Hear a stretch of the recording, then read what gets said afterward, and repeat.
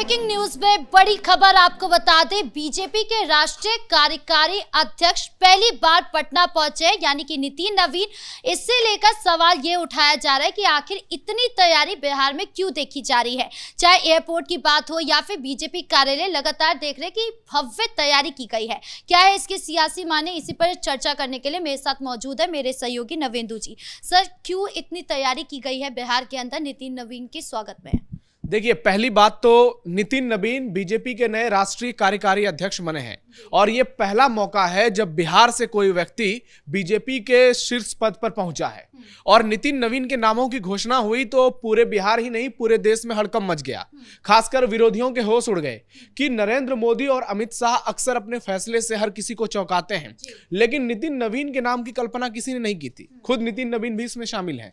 लेकिन नितिन नवीन के नाम का जब ऐलान कर दिया गया तो उसके बाद सारे दावे, सारे वादे सब धरे के धरे रह गए और चर्चाओं में सिर्फ और सिर्फ नितिन नवीन आ गए। इसके बाद इंतजार हो रहा था कि नितिन नवीन कब बिहार आएंगे, तो आज वो पहली बार बिहार पहुंचे हैं नए राष्ट्रीय कार्यकारी अध्यक्ष बनने के बाद। और इसी को लेकर बीजेपी के कार्यकर्ता, प्रदेश बीजेपी कुछ ज्यादा ही उत्साह में है और एयरपोर्ट से लेकर मिलर हाई स्कूल तक पूरी तरह से कहें तो सजाया गया है, भव्य तैयारियां की गई है कि नितिन नवीन वहां पहुंच रहे हैं। वो हनुमान मंदिर में भी पूजा करेंगे, भव्य रोड शो भी करेंगे, बीजेपी के नेताओं से भी मिलेंगे, शाम में पार्टी कार्यालय पहुंचेंगे, वहां पार्टी कार्यकर्ताओं को संबोधित भी करेंगे। लेकिन बात यहां पर यह है कि आखिर इतनी तैयारियां क्यों की गई हैं, इतना तामझाम क्यों किया गया है? तो ये सिर्फ और सिर्फ सियासी मैसेज देने की एक बहुत बड़ी तैयारी है, ताकि अपने विरोधियों के खेमे में एक ऐसी खलबली मचाई जाए कि उन्हें भी लगे कि बीजेपी ने बहुत बड़ा तीर मार लिया है।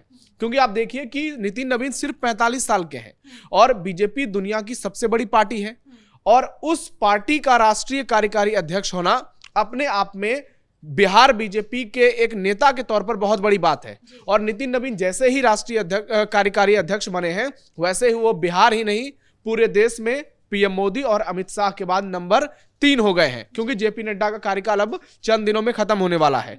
तो बीजेपी लोगों में यह मैसेज देने की कोशिश करेगी कि हमने एक ऐसे व्यक्ति को उठाया है जो कि एक आम कार्यकर्ता था। हालांकि नितिन नवीन के पिता नवीन किशोर सिन्हा विधायक रह चुके, हालांकि उनके मौत के बाद नितिन की राजनीति में एंट्री हुई। उनकी जब मौत हो गई उसके बाद उपचुनाव हुए तो नितिन नवीन उपचुनाव जीते और उसके बाद से लगातार 5 चुनाव जीतना, वो भी पटना के शहरी इलाके में। बांकीपुर सीट से वो विधायक बने और एक बार नहीं 5 बार। ये बताता है कि नितिन नवीन ने वाकई में सियासी तौर पर ना सिर्फ काम किया बल्कि अपने संगठन की रणनीति को भी लोगों के सामने रखा। क्योंकि जब पटना में केवल 18% वोटिंग हुई थी तब नितिन नवीन चुनाव जीत कर आए थे। तो बीजेपी एक मैसेज ये देगी। दूसरा मैसेज देगी कि हमने सवर्ण समाज को निराश नहीं किया। कायस्थ समाज से, जिसकी आबादी पूरे देश में 1% से भी कम है, बिहार में भी बहुत कम है, और उस समाज से बीजेपी ने एक व्यक्ति को बड़े पद पर बिठाया है। अक्सर हम देखते हैं कि जो भी पार्टी राजनीति करती है उसका पूरा फोकस जातियों पर होता है कि कैसे जो सबसे बड़ी जाति है उसके नेता को आगे बढ़ाया जाए ताकि उस जाति में मैसेज जाए। लेकिन अगर बीजेपी का आप इतिहास देख लीजिए, हाल के दिनों के कुछ उदाहरण देख लीजिए, तो आप महाराष्ट्र का उदाहरण लेंगे जहां देवेंद्र फडणवीस ब्राह्मण जाति से आते हैं, जबकि बात की जा रही थी किसी मराठा को आगे बढ़ाया जाएगा। उसी तरह हरियाणा में मनोहर लाल खट्टर को आगे बढ़ाया गया, राजस्थान में भजन लाल शर्मा को आगे बढ़ाया गया, मध्य प्रदेश में जो कि यादव बाहुल्य नहीं है वहां मोहन यादव को आगे बढ़ाया गया। तो बीजेपी हमेशा ये मैसेज देने की कोशिश करती है कि उसकी जो राजनीति है वो सिर्फ एक जातियों पर केंद्रित नहीं है, वो तमाम जातियों को साथ सकती है। और नितिन नवीन कायस्थ जाति से हैं, तो ऐसे में उनका विरोध करना दूसरी जातियों के लिए आसान नहीं होगा, क्योंकि उनकी जाति की संख्या बेहद कम है। तो ऐसे में जातिवाद के जो आरोप लगेंगे वो पूरी तरह से निराधार होंगे। उसके अलावा नितिन नवीन जिस तरह से उन्होंने पार्टी के लिए काम किया है, चाहे छत्तीसगढ़ की बात की जाए, दिल्ली की बात की जाए, यूपी में कई बार मामले फंसे तो नितिन नवीन को बुलाया गया और उन्होंने पूरे मामले को सल्टा दिया, रफा दफा कर दिया। तो इससे एक मैसेज देने की कोशिश की जाएगी कि एक ऐसा व्यक्ति जिसकी उम्र केवल 45 साल है, उसे बड़े बड़े चुनौतियां को स्वीकार करने में महारत हासिल है। और जब जब बीजेपी को जरूरत पड़ी है नितिन नवीन आगे आए हैं और नितिन नवीन ने पार्टी को संकट से निकाला है, तो उस व्यक्ति को पार्टी ने अब पुरस्कृत किया है, उस व्यक्ति को सम्मान से नवाजा है। और इसीलिए उम्र कम भी है, उसका कोई भी फैक्टर नहीं है, उनके अंदर हुनर है, इस बात को पार्टी पहचान रही है। और एक और अहम बात, कि बीजेपी नितिन नवीन के जरिए ये मैसेज देगी कि अब बीजेपी एक ऐसी पार्टी बन गई है जहां परिवारवाद केवल नाम मात्र का है। यानी परिवारवाद तो है, हर एक पार्टियों में है, लेकिन क्या ये कोई सोच सकता है कि कांग्रेस में राहुल गांधी के अलावा कोई पार्टी को लीड कर सकता है? मल्लिकार्जुन खड़गे को जरूर बनाया गया है, आप ऐसे ही सवाल कर सकते हैं जेपी नड्डा और नितिन नवीन को भी लेकर, लेकिन जेपी नड्डा ने कई बार फैसले लिए हैं। क्या मल्लिकार्जुन खड़गे उस तरह से फैसले ले पाते हैं? क्या अखिलेश यादव के अलावा कोई सपा का राष्ट्रीय अध्यक्ष हो सकता है? क्या तेजस्वी लालू के अलावा कोई आरजेडी का अध्यक्ष हो सकता है? क्या स्टालिन के अलावा कोई डीएमके का अध्यक्ष हो सकता है? क्या उद्धव ठाकरे के अलावा कोई शिवसेना का अध्यक्ष हो सकता है? सर यही बात है कि जिस तरीके से पार्टी में नेताओं का चयन होता है वो काफी ज्यादा सरप्राइज फील कराता है, चाहे वो विपक्ष की बात हो, विपक्ष को भी नहीं पता होता कि कौन हो सकता है, इवन तो पार्टी के अंदर जो लोग हैं उन्हें भी नहीं पता होता, और ये भी एक बड़ा सरप्राइज माना जा रहा है नितिन नवीन के लिए भी। देखिए, विपक्ष तो बहुत दूर की बात है, पार्टी के नेता भी हैं, लेकिन जो सूत्र होते थे, जो मीडिया के लोग होते थे, जिनको कि मनमोहन सिंह के समय में पहले ही जानकारी मिल जाती थी, कई बार तो वही लोग तय करते थे कि कौन मंत्री बनेगा, किसको कहां से सांसद के टिकट मिलेंगे, विधायक के टिकट मिलेंगे। अब वो सारी चीज खत्म हो गई है। अब सिर्फ दो लोग फैसला करते हैं, नरेंद्र मोदी और अमित शाह, और उसमें भी पीएम मोदी का ही ज्यादा रहता है कि वही बड़े फैसले लेते हैं। और इस वजह से बीजेपी में आप देखिए कि बगावत नहीं होती है। जब फैसले एक व्यक्ति लेता है और उसमें सहमति सबकी रहती है, और कई बार ऐसा होता है कि नरेंद्र मोदी तक बात नहीं पहुंचती है, अमित शाह ही पूरे मामले को संभाल लेते हैं। तो इस तरह से सब कुछ तैयार किया जाता है, और नितिन नवीन के मामले में भी यही हुआ।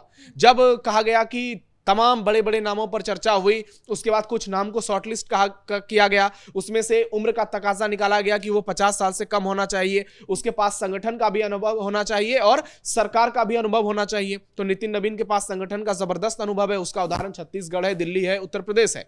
उसके अलावा अगर सरकार की बात की जाए तो वो पिछले 5 साल से मंत्री रहे हैं, और उन्होंने बड़े बड़े मंत्रालय संभाले, जैसे पीडब्ल्यूडी हो, भवन निर्माण हो, शहरी विकास मंत्रालय हो। तो नितिन नवीन के पास दोनों अनुभव है, इसलिए बीजेपी आलाकमान को नितिन नवीन के नाम पर मुहर लगाने के लिए ज्यादा कुछ सोचना नहीं पड़ा। पर विपक्ष बहुत सोच रहा है, विपक्ष कह रहा है कि कैसे इतनी बड़ी जिम्मेदारी नितिन नवीन को दी गई है। देखिए, विपक्ष के लिए दिक्कत यह है कि नितिन नवीन को बहुत कम उम्र में यह जिम्मेदारी दी गई है। अभी नितिन नवीन का पूरा पॉलिटिकल करियर बाकी है, तो अब यहां से वो जब रणनीति बनाएंगे, वो बीजेपी के अध्यक्ष अगर बनते हैं, 5 साल तक रहते हैं तो 50 साल के होंगे, फिर अगले 5 साल होते हैं तो वो 55 साल के होंगे। तो ऐसे में नितिन नवीन अब आने वाले कई सालों तक बीजेपी की रणनीति बनाएंगे, और जिस तरह से वो रणनीति तैयार करते हैं उससे पार्टी को सफलता मिलती है, ऐसा बड़े बड़े लोगों का भी दावा है। और पीएम मोदी के आप उस ट्वीट को देख लीजिए, जिसमें उन्होंने कहा है कि नितिन नवीन ने अपने कौशल से साबित किया है कि उनको संगठन में भी काम करने की महारत हासिल है। तो पीएम मोदी का एक ट्वीट बता देता है कि नितिन नवीन का हुनर क्या है।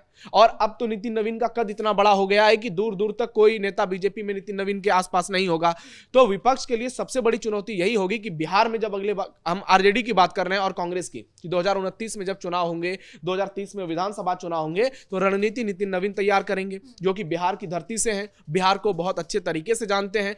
तो नितिन नवीन की स्ट्रेटेजी जो होगी, क्या विपक्ष उसको तोड़ पाएगा, क्या विपक्ष उसमें सेंधमारी कर पाएगा? और जब राष्ट्रीय स्तर पर चुनाव होंगे तो नितिन नवीन वहां भी घेराबंदी करेंगे। तो क्या नितिन नवीन के जरिए बीजेपी ने एक बड़ा मास्टर स्ट्रोक चल दिया है? जब आने वाले राज्यों में भी चुनाव होंगे, पश्चिम बंगाल, असम में, उसके परिणाम बहुत कुछ साफ कर देंगे। नितिन नवीन तो काम कर ही रहे हैं, लेकिन नीतीश कुमार जो है वो भी लगातार काम कर रहे हैं। उनकी मुलाकात कल दिल्ली में पीएम मोदी से हुई, उसके बाद अमित शाह से भी हुई। क्या कुछ हुआ इस मुलाकात में? देखिए, इस मुलाकात को लेकर बहुत दिनों से बातचीत चल रही थी, क्योंकि बीजेपी में बहुत सारी तैयारियां चल रही थी, चाहे वो प्रदेश अध्यक्ष को लेकर के हो, यूपी का, गुजरात का या फिर उत्तर प्रदेश का, और राष्ट्रीय कार्यकारी अध्यक्ष को लेकर। तो सब कुछ चुन लिया गया, सारे फैसले सुना दिए गए। उसके बाद नीतीश कुमार की पीएम मोदी से मुलाकात हुई, और उस दौरान सम्राट चौधरी नजर आए, ललन सिंह नजर आए, और कहा गया कि जो जानकारी निकलकर सामने आई है कि उनमें 2 मुद्दों पर चर्चा हुई है। पहली, राज्यसभा चुनाव को लेकर, और दूसरी, बिहार में मंत्रिमंडल विस्तार को लेकर, क्योंकि कुछ मंत्रिमंडल में पद अभी खाली हैं, और कहा जा रहा है कि बीजेपी में और जेडीयू में अंदर खाने ये बात हो गई है, क्योंकि अब जो मंत्री बनेंगे वो सिर्फ बीजेपी और जेडीयू के ही बनेंगे। चिराग पासवान को 2 मंत्री पद दिया गया है, और कहा जा रहा है कि अब उनको मंत्री पद नहीं दिया जाएगा। जीतन राम मांझी और उपेंद्र कुशवाहा को भी 1-1 मंत्री पद दे दिया गया है। तो ऐसे में जो भी अब बचे हुए हैं सीट, वहां पर बीजेपी के ही विधायक भरे जाएंगे, बीजेपी के विधान पार्षद भरे जाएंगे और जेडीयू को मिलेंगे।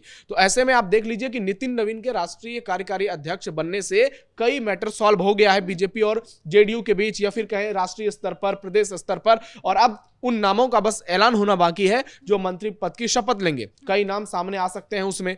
अब ये बीजेपी देखेगी, जेडीयू ये देखेगी, उन चेहरों को मौका देगी जो किसी जाति को रिप्रेजेंट करते हैं और वो छूट गए हैं। जातिगत समीकरण साधा जाएगा और अब उन जातियों को प्रतिनिधित्व देने की बात की जाएगी जिनका मंत्रिमंडल में अभी तक कोई हिस्सेदारी नहीं है। तो ऐसे जातियों को साधा जाएगा। तो तैयारियां पूरी तरह से दुरुस्त कर ली गई हैं।